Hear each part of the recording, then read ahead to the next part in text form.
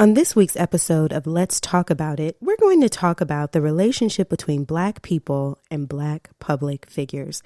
It's a complicated relationship, so we're going to explore the many layers. Then we're going to continue by exploring Black deconstruction. There's a uniqueness about it that we want to explore today. You came, you're here. Now let's talk about it.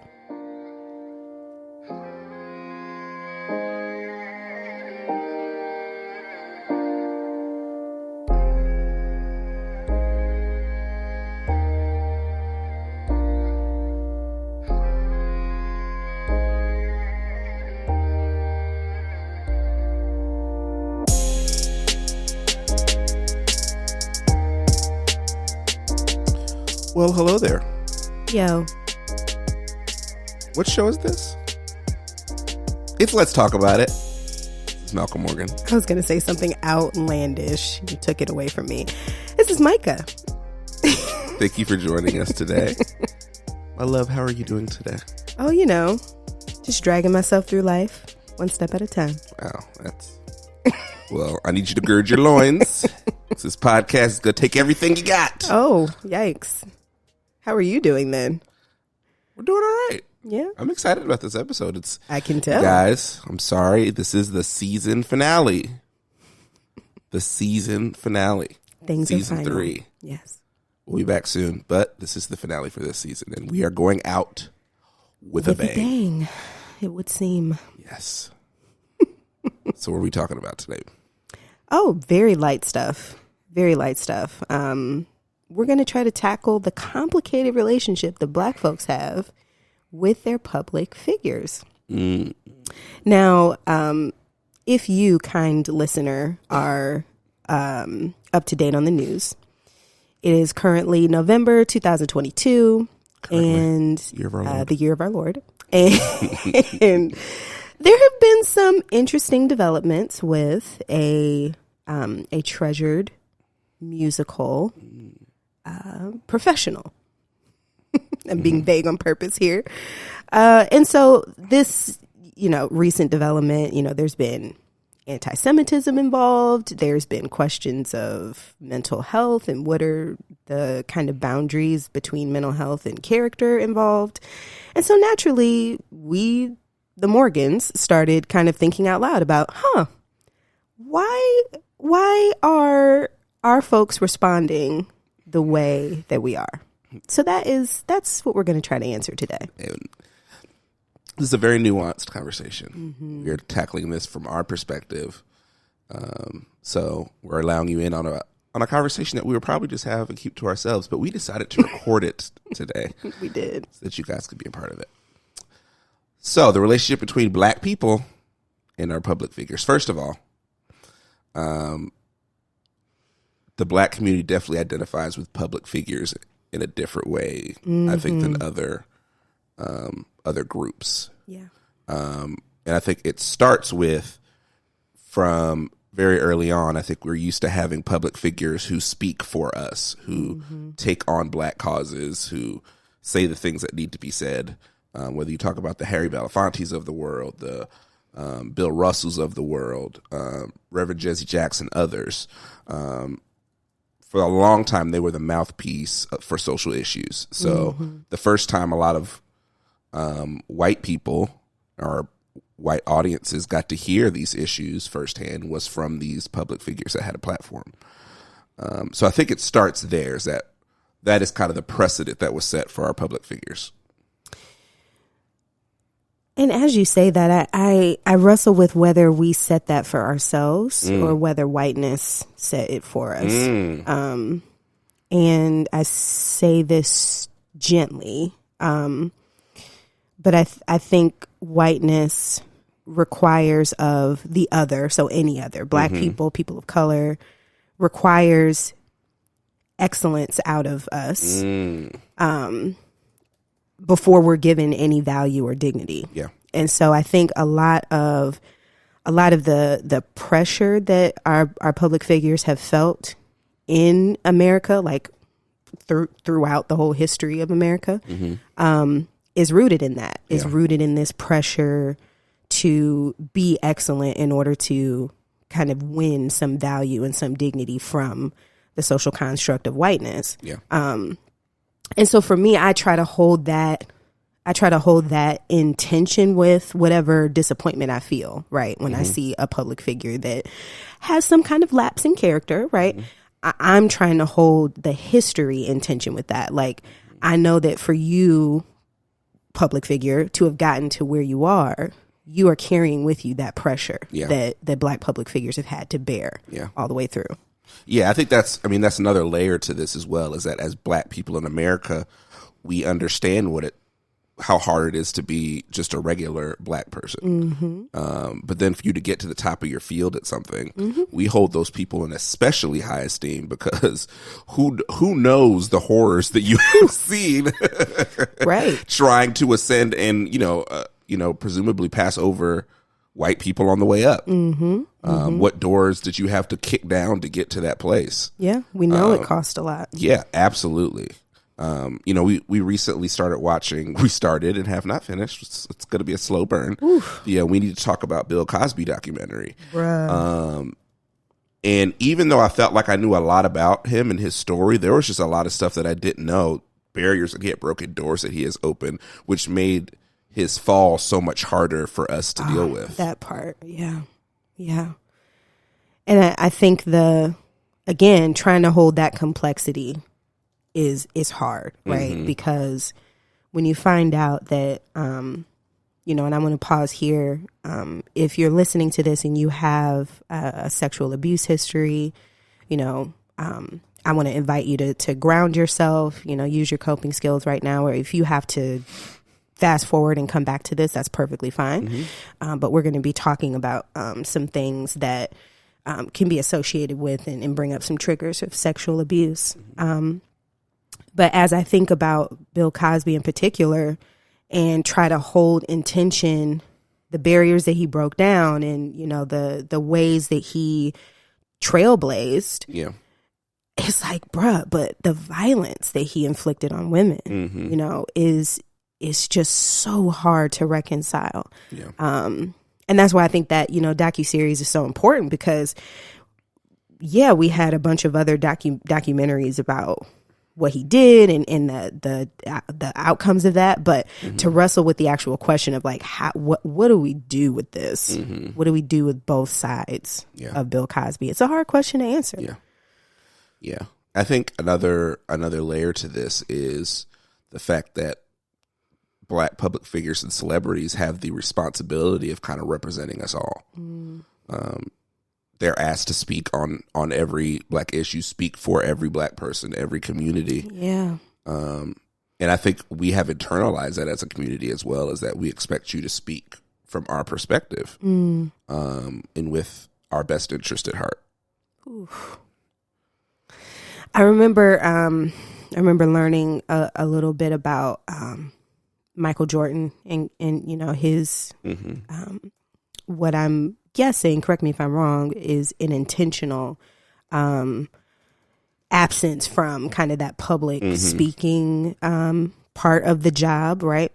And I remember when I first heard it, I felt a little betrayed. I was like, huh. You've got all this power, you've got all this influence, and it's not just that like maybe you're too busy and you just don't have time to speak on these issues, but I'm hearing that you're actively choosing not to, question mark. So I remember that hitting me kind of hard, and it's because of what you just said, right? That I think I've internalized this expectation that when our people do get a lot of power and influence, that it's just a given, right? That they're going to speak on behalf of our people's interests. Yeah. But then I also was kind of thinking like, okay, he is his own person, right? And I know there's a subset of commentary about racial injustice in America where we are wrestling with the injustice of us having to bear the weight of our whole people rather than just being an individual. And so then when I think about that, I'm like, all right, well, maybe we should give him, room to be his own person and to tap out of that. But I think we can also feel the betrayal at the same time. But also accept that he does get to make that choice. that portrayal. I think no matter if you agree, I think there's that first knee-jerk reaction of whoa. Mm-hmm. But there's also the realization of, and the question of, could he have attained what he has attained and been as socially active as maybe we would have wanted him to be? That's a good question. Does that put a cap and a ceiling on where you can go and how successful you can be? And is that a better outcome? Mm-hmm. Which, of course, brings into my mind, I'm going to mispronounce Kaepernick. Mm-hmm. Yeah. I've been mispronouncing his name for way too long.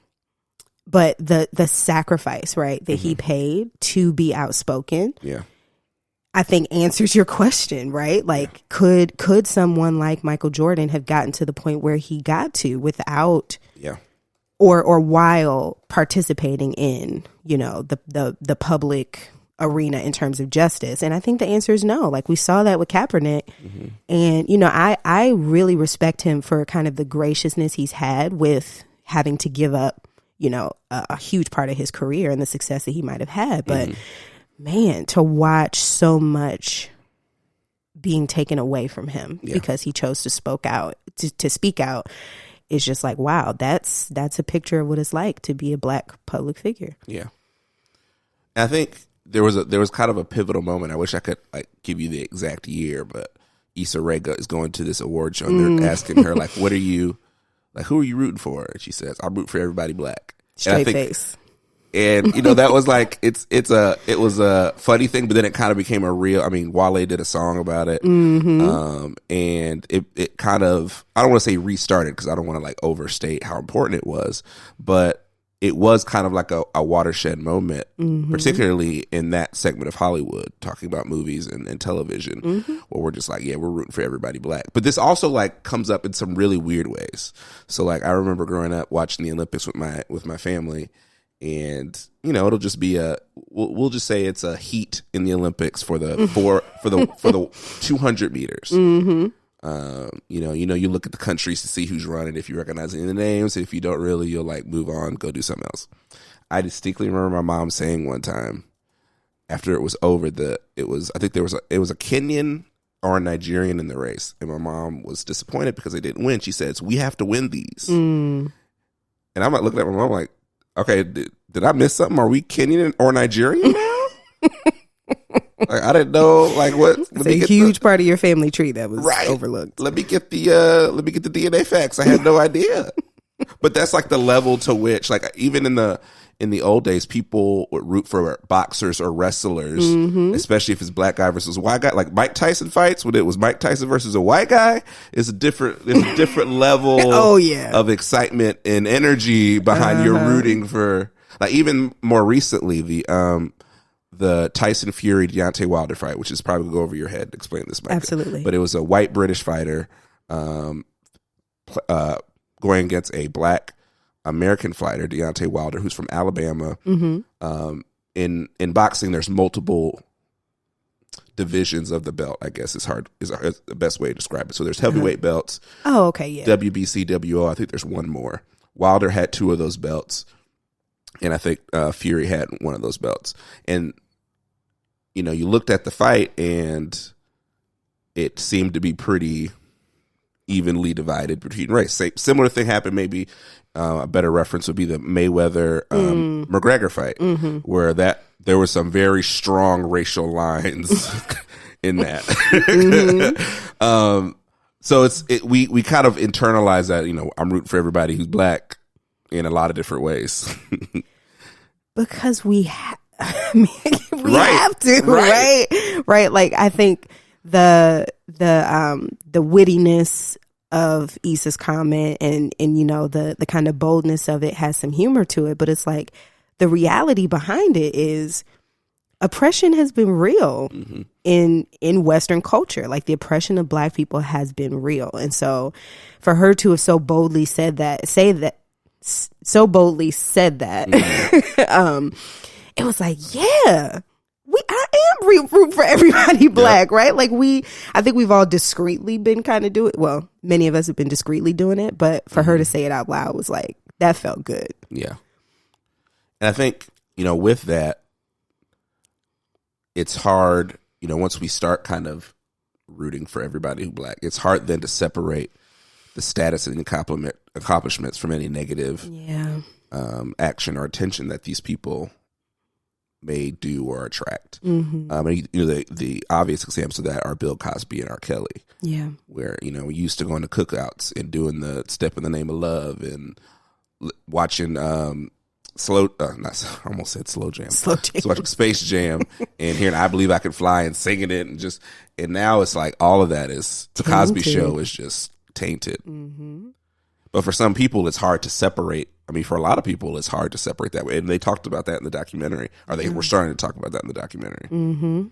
It's rough, right? And it's like, I guess a question that comes up for me is what is our responsibility as Black consumers of whatever, product our public figures are giving out or whatnot. Is it to just blindly support them no matter what? Or is there a responsibility that we have to kind of hold them accountable and kind of say, like, look, you can't just bank on our endless support no matter what decisions you make and what harm you cause. For me, I'm kind of leaning toward the latter, because it's like, I know how much I have an idea of how much it costs for Black public figures to get to where they are. And in my mind, in an ideal world, they have the character that matches up with it. And I want to be a part of calling them into that, calling them into having that kind of character. Yeah. Yeah. It's tough to hold these Black public figures for us, for our community, to hold them accountable. I think, we begin to feel very possessive and protective of these Black celebrities and public figures. And any outside criticism is seen as an attack, particularly when it's from another racial group. Yeah. I remember watching the documentary about the OJ trial and hearing one of the Black jurors say, essentially, I'm paraphrasing, but essentially say, yeah, he probably did it, but I do also feel like they were setting him up. And then I know that the LAPD is racist, so we about to take this win. Right. And that's what it was. Like, it became, even though OJ his whole life had told us he's not Black, he's OJ, had made intentional decisions to take steps back and separate himself from the Black community. In that moment when he was on trial facing, the white man's justice, yikes, we celebrated like OJ lived with us and that he supported us and that he spoke out for us and that he did all these things for us. We acted like it was Martin Luther King on trial. And we were like, yeah, we did it. Like, ooh. Oh, gosh.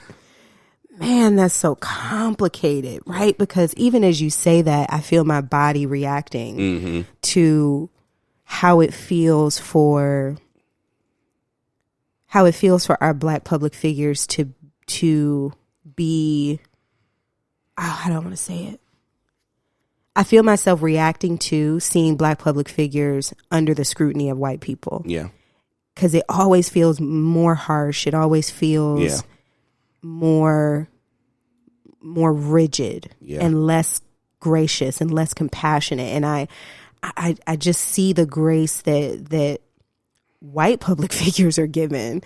And it's like, yo, if there's going to be any holding accountable, I would just rather it be by our own people. Yeah. Like I feel myself reacting to that. Yeah. I think what had really brought this to light, or brought this more to the forefront for me, was kind of hearing the discourse around the Kyrie Irving situation. Kyrie Irving retweeted this movie that had some anti-Semitic ideology in it. And I just kept seeing people respond to this and not denouncing the hate that was clearly being promoted. But then I want to give credit to Nick Cannon, who I actually saw say this in an interview, although I know it's not an original idea from here, so I'm not going to be like, oh, he's the orchestrator of this. But this idea of white slave masters taking the biggest and blackest slave, biggest or strongest slave, and beating them in public and breaking them in public to make an example out of him for the whole plantation to see, to keep everybody else in line.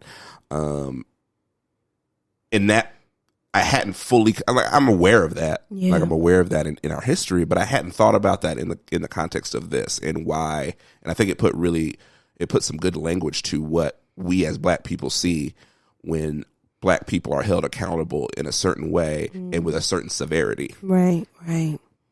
And that causes a reaction from us. Like we immediately go into, I mean, whether it's OJ, whether it's Kyrie, whether it's even Bill Cosby got to a point where people are like, well, are we really gonna take everything away from it? So it's like we get to a certain point, like we can accept some consequences, but at a certain point, if it becomes what we deem as excessive, or it seems like y'all are trying to like make a spectacle out of this, that can really cause a backlash and a reaction that I think defies, I don't know if logic is the right word, but defies the evidence that's in front of us. Yeah, yeah. I mean, it even happened with Will Smith, right? Yeah. With the slap heard around the world. Yeah. You know, I think what I saw on Twitter was there was this visceral reaction that a lot of our community had toward, you know, white people commenting on what he did. Yeah. Because what a lot of us were trying to convey was that it's a little bit more complicated than, oh, Will Smith was just being immature and like it was a little bit more than that. Like you know, Will Smith was reacting to his Black wife being publicly embarrassed and in a room full of white people being laughed at.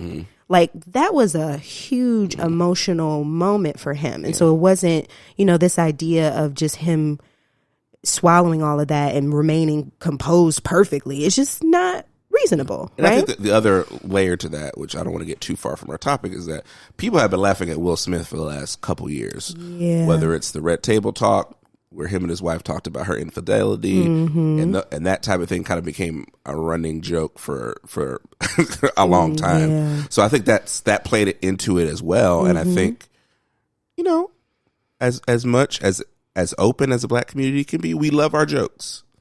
Yeah. And I it's hard for me to believe that Will Smith didn't see some of that. Yeah. And, you know, sitting there hearing somebody make jokes about his wife in that moment Took him over the edge. took him way over the edge. Yeah. So there were so many layers happening in that moment, right? But so many, you know, white people would just kind of flattened it to just, he was being violent. And it's like, oh, okay. But there's more to it than that, right? But I think when we look at the comment that you just made from what Nick Cannon brought up, it really brings home for me just how visceral and emotional seeing our Black public figures kind of publicly flogged, right? To use metaphorical language, how that makes us feel. Yeah. It feels like we're being flogged. Right. We identify with that, right? And so we become self-protective and project that onto the figure, I think. But kind of like you said, it also gives us a kind of a myopia, so that our vision is so narrow that we also can't see the nuance and the gray. I can also, like, right now hear little whispers of people that are listening to this saying, but is it that big of a deal? This isn't your family member. This is, you know, make believe. This isn't the real world. Public figures aren't your whatever Right. you want to put in here. But these symbols and these things matter. I mean, I remember when Black Panther came out and what that meant to our community. Yeah. The pride and joy that we felt. Even if you have never seen a Marvel movie, you went to go see Black Panther because you're like, this is us. Like, these symbols, these things matter to us. Seeing Beyonce do the Super Bowl, seeing Beyonce do Coachella, seeing Barack Obama take the stage as the first Black president. These things can be minimized, but they still create. I mean, the most recent example is the trailer for the new live action Little Mermaid movie, and watching videos of little kids sing that and being like, "Oh my gosh, she's Black." Yeah. And like, it's so easy to minimize that and just say, "Oh, it's just a movie. It doesn't mean anything." But these moments, these figures, these people that mean something for us. And it's not just this, like, it's not just this made up meaning that we've given it, right? It's the psychology of representation that all of us experience, right? Like the thing that we maybe miss when we hear the phrase representation matters kind of thrown around is that when we see ourselves held in high esteem, that has a visceral impact on us. Yeah. It's not just this like made up, oh, that kind of feels nice, but our psychology improves. Yeah. Our like how much stress we feel being out in the public sphere, that improves. Mm-hmm. Like representation has a visceral impact on us. And so it's not just that we like to see people that look like us, but we know it has a positive impact on our life outcomes. Yeah. When our children see people that look like us, when we see people that look like us. So it was amazing to see how people responded to that, how kids responded to that Little Mermaid trailer. Cause it's like, this is what we've been trying to say. Like, it's beautiful to see that. Yeah. So as we kind of pivot, away from this, I think thinking about how can we move forward, how can we build a more healthy relationship with our Black public figures. I think the first thing to acknowledge is that objectivity is hard. It's just hard. I wish it was just as easy as, hey, just don't identify with them so closely. I wish it could be that easy, but it's not. But I think it's important that we acknowledge spaces where we can't necessarily be objective, where there's there's people in all of our lives that we will give the benefit of the doubt of until the day we die, whether it's a mom, a sibling, a cousin, an uncle, a grandmother, whatever. They're always going to get the benefit of the doubt, and you have to know where those blind spots are for you and be willing to acknowledge them, particularly in conversation when we're talking about some of these issues. I think what can be dangerous is when we don't know that, and we're talking to, for example, we're talking about the Bill Cosby situation, and people that have been sexually assaulted or sexually abused, they hear that and they're like, so you just support this man no matter what? And so I think having that context may not fix it, it may not heal it, it may not make it all right, but I think it's important to be able to communicate that and say, you know what, but I believe this, but at the same time, this is why it's hard for me to not give this person the benefit of the doubt.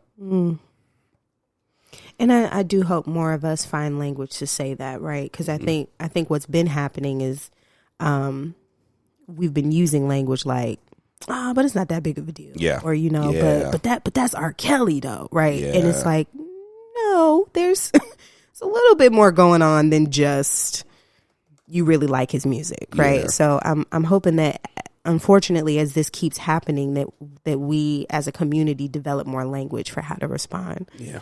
But I think a second thing, invitation for just how to move forward is, even though objectivity is hard, I think it is important for us to have some sense of just like lines that shouldn't be crossed. Because, of course, I'm thinking about the Kyrie situation and the Kanye situation with this anti-Semitism. And it's like, okay, I hear what Nick Cannon is saying, right? That it's hard to see these Black public figures, so aggressively criticized. But it's also like, bruh, like anti-Semitism, you just don't do. Like, there's no way to explain around that. And so for me, I'm kind of like, I'm hoping that we continue to develop those kind of boundaries where we're willing to say, you know what, yes, I value what this Black public figure gave to our community. I enjoy their work. However, I cannot stand, with them beyond this line. Yeah. I think it's important for us to develop that. Yeah, I think to go along with the point that you just made, I think one of the struggles for the Black community in responding that way is that people don't respond that way for us. Yeah. People don't, That's we don't get the benefit of the doubt. We don't get a second chance.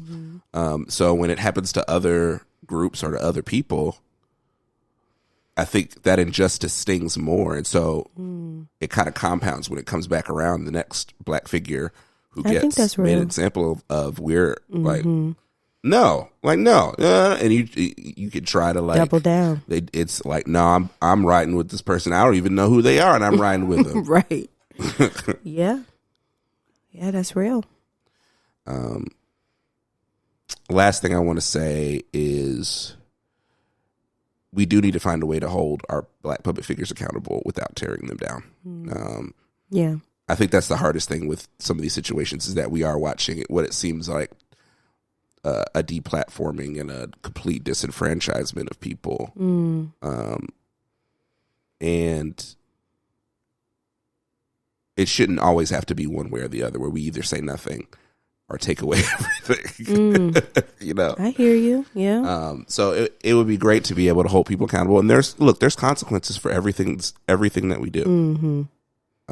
And so we have to be willing to accept that, and be willing to move forward, but also be willing to give second chances where second chances are needed.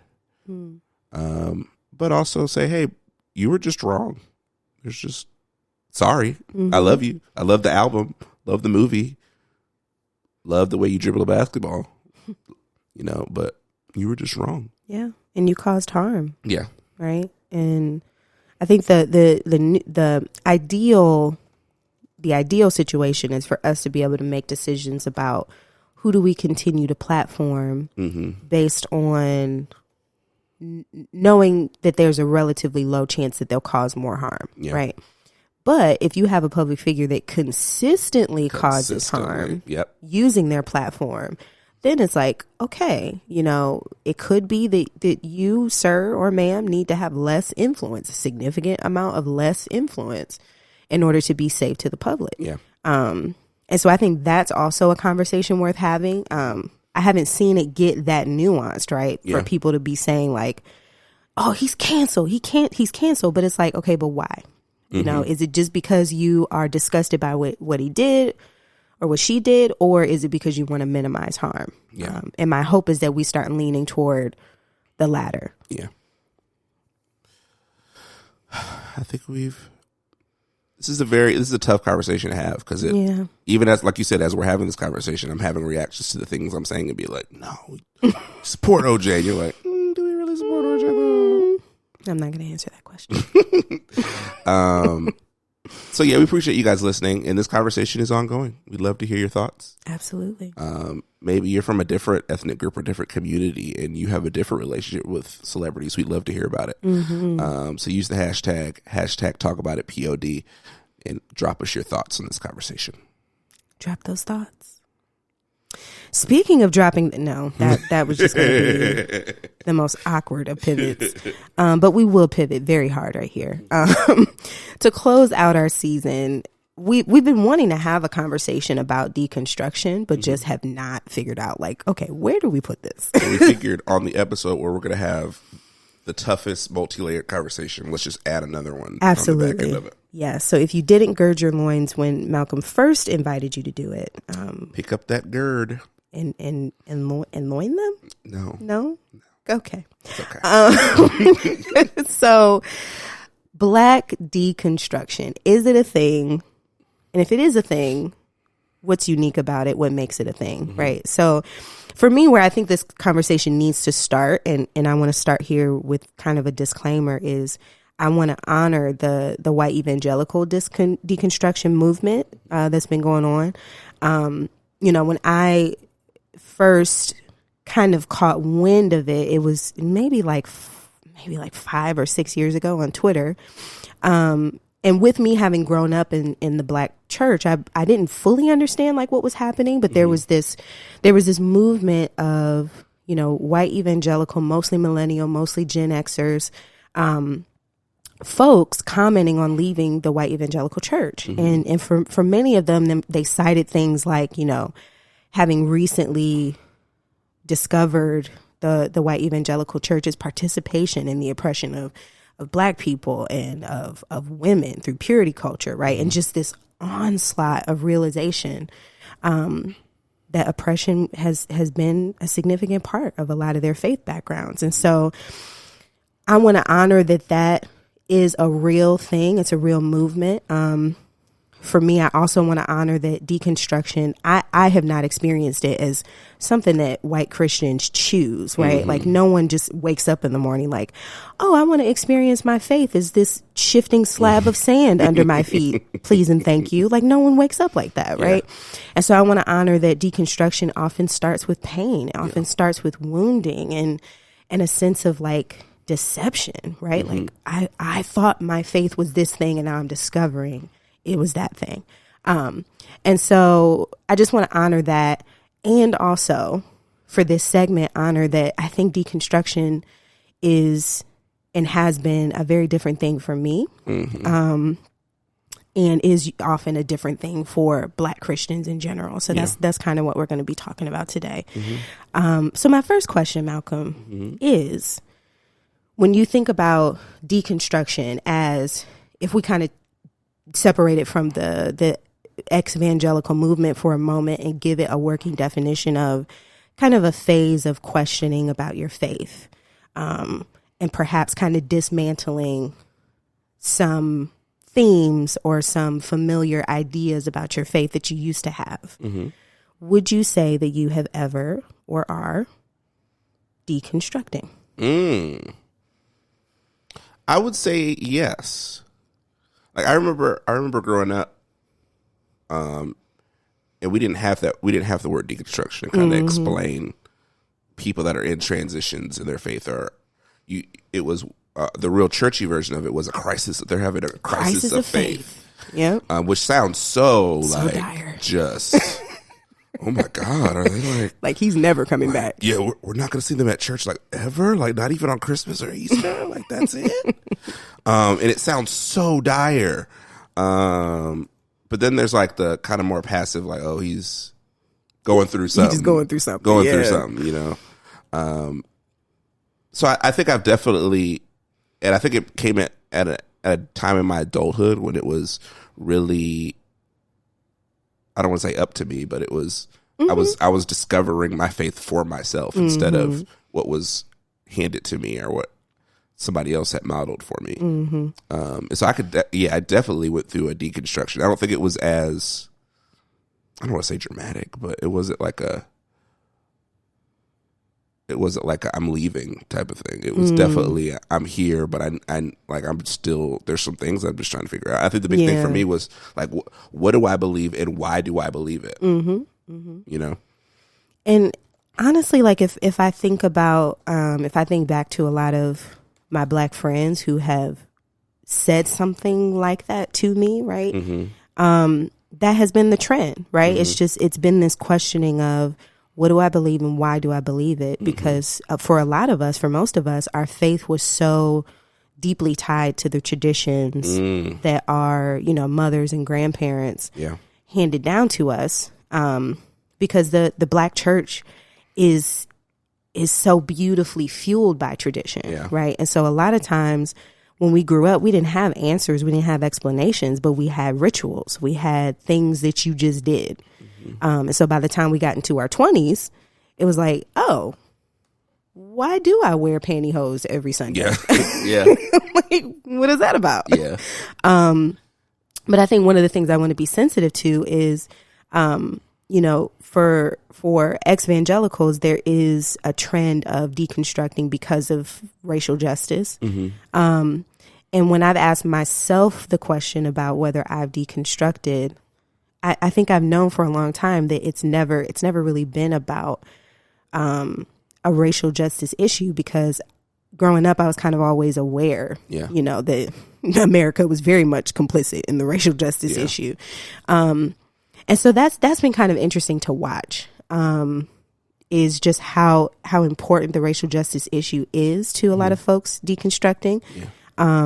But then for a lot of Black Christians who maybe have deconstructed, that it really hasn't felt tied to that. Yeah, I think there's, the debate within the white evangelical church of what's the word I'm looking for? It's the debate of social issues and the Bible, where there is no debate in the Black church. Right. Like, God is the God of the oppressed. Our theology, our liberation theology, does not separate the two. They are intertwined in a way that it doesn't need a whole lot of explanation. So, like, to be in predominantly white spaces where that's a debate, and then you go to a Black church and that they're not having the same conversation as you. It's just a given. And that's what's so interesting about faith itself, is because it's so, it's so kind of I really think of it as an ocean that we swim in. Like you don't even realize what the water tastes like until you end up in different waters. Yeah. And so it really wasn't until, Exvangelicals were gracious enough to let me hear what their deconstruction sounds like that I was like, oh, that's an issue for some people. Like it just didn't register to me. And I think that is what makes, I think maybe on the white evangelical side, they may not agree, but it's understandable why people are going through these crises of faith. But in the black church, it's much harder, I think, for elders in particular to really accept and understand that, because we have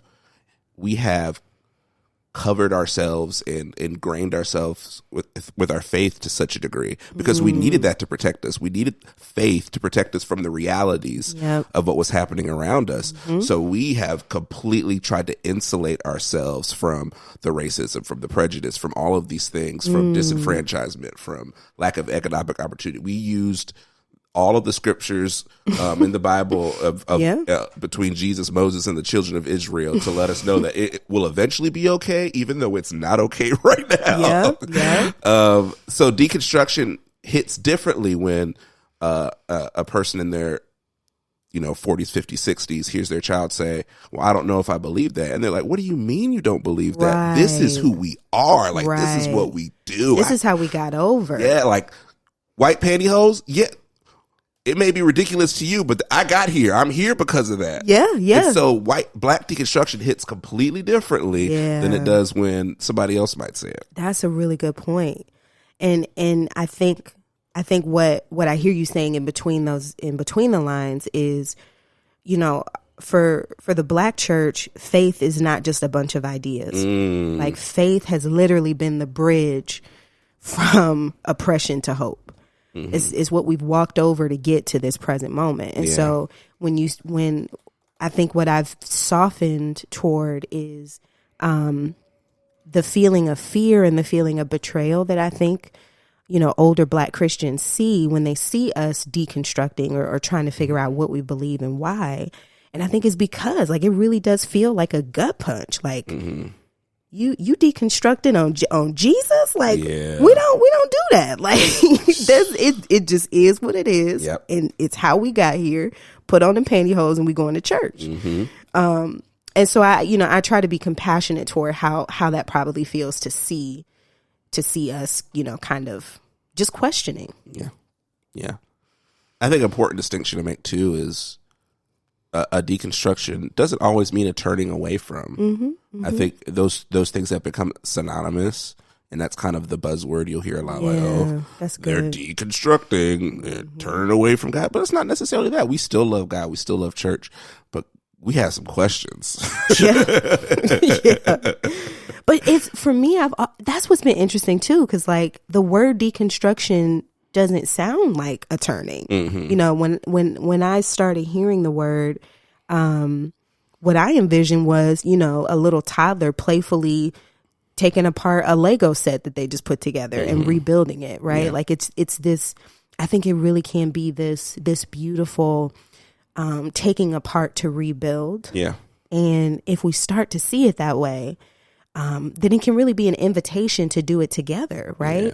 I've always wondered, what would it have looked like if the black church in the 2000s, right, when a lot of folks in our age group were trying to figure stuff out, if they had just had some sessions where we could just ask some questions, right, and just get some answers. But we had to go through it a different way. We absolutely did. So I think what I want to end with is just if we could imagine, a black Christian sitting in front of us who is in a phase of deconstructing, of just trying to figure out why they believe what they believe. What would you say to them as an encouragement or as something that can ground them in the process?